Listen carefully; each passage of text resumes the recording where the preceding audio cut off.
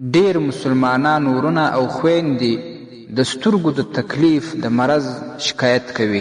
کله وایي د سترګو نظر مو کمزوری دی، کله وایي چې سترګې مې اوښکې کوي، کله وایي سترګې مې سرې وي یا خارښت کوي وغیره نور امراض. نو د دې ټولو تکلیفونو او مرضونو لپاره زه تاسو ته یو قرآني علاج ښیم. قرآن کریم کې آیت راځي په 26مه سپاره کې په سورة قاف کې اول رکو ده 22م آیت دی.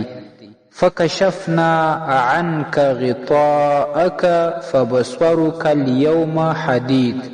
دغه آیت د هر لمانځه وروسته 3 واره ویل کیږي. په سر او پای کې به یو وار درود شریف وایي. بیا به دا پر خپلو ګوتو باندې چوف کې ګوتې به پر خپلو سترګو باندې راتېروي. نو دا د دې سترګو د هر تکلیف او مرض علاج دی. نن سبا د سترګو د نظر کمزوري ډیره ده، نو دا بیا خاص د دغه مرض لپاره هم کافي علاج دی. ډیرو کتابونو دا نقل کړی دی. دا به تر هغه کوي تاسو تر څو چې د سترګو دا نظر نه سم شوی او دا د سترګو مرض نه وي ختم شوی. موږ او تاسو ډاکټر ته ورسو، هغه راته دوا راکړي، نو هغه دوا که د 1 میاشتې که د 2 میاشتې تر څو چې زما ستا صحت جوړېږي هغه مرض مو ختمېږي تر هغه دوا خورو. لیکن کم چې نبوي علاج وي، قرآني علاج وي، هغه ما ورته 2-3 ورځې وکړو بس بیا یې پرېږدو. نه، دا ډېره لویه غلطي ده.